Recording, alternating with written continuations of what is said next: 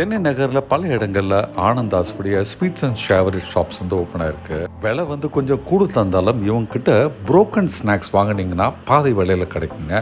நான் வந்து ரீசெண்டாக அங்கே போயிருந்தேன். பார்த்தீங்கன்னா புரோக்கன் தட்டைகள், புரோக்கன் முறுக்கு, புரோக்கன் மிக்சர்லாம் வாங்கினேங்க. எல்லாமே 50% டிஸ்கவுண்ட்டில் கிடைச்சதுங்க.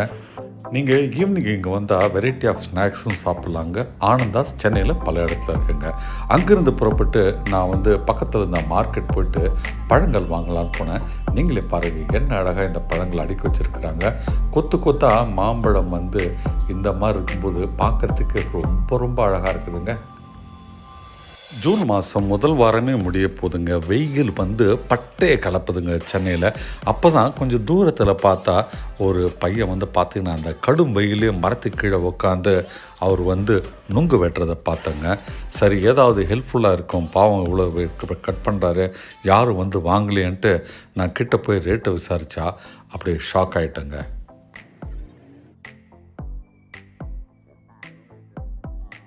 ஒரு டசன் நுங்கு வந்து 150 ரூபான்னு சொல்கிறாருங்க. 150 ரூபாய்க்கு 12 நுங்கு தராரு. ஷாக் ஆகிட்டேங்க. ஏன்னா 100 ரூபாய்க்கு வந்து ஒரு டசன் இருந்ததுங்க கொஞ்சம் ஒரு வாரத்துக்கு முன்னால். இப்போ பார்த்திங்கன்னா இப்போ சீசன் முடிதானே தெரியல, கொஞ்சம் ரேட்டு பயங்கரமாக ஏற்றிட்டாங்க. இருந்தாலுமே ஒரு 50 ரூபாய்க்கு கொடுங்கன்ட்டு விலை பேசி ஒரு 5 நுங்கு வாங்கிட்டு வந்தேங்க. பாருங்கள், பார்க்கவே ரொம்ப அழகாக இருக்குது. இதுக்கு இங்கிலீஷில் பேர் பார்த்திங்கன்னா ஐஸ் ஆப்பிளுங்க. அதனுடைய பேருக்கு ஏற்ற மாதிரி தான் சில்லுன்னு இருக்குங்க.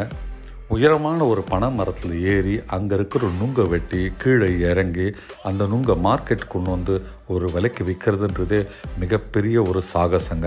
அதில் வந்து அவருக்கு எவ்வளோ வேணாலும் நம்ம பணம் தரலாம். இந்த ஒரு பழம் வந்து பார்த்திங்கன்னா அவ்வளவு சில்லுன்னு இருக்குங்க. உள்ளுக்குள்ளே அவ்வளவு தண்ணி இருந்தது.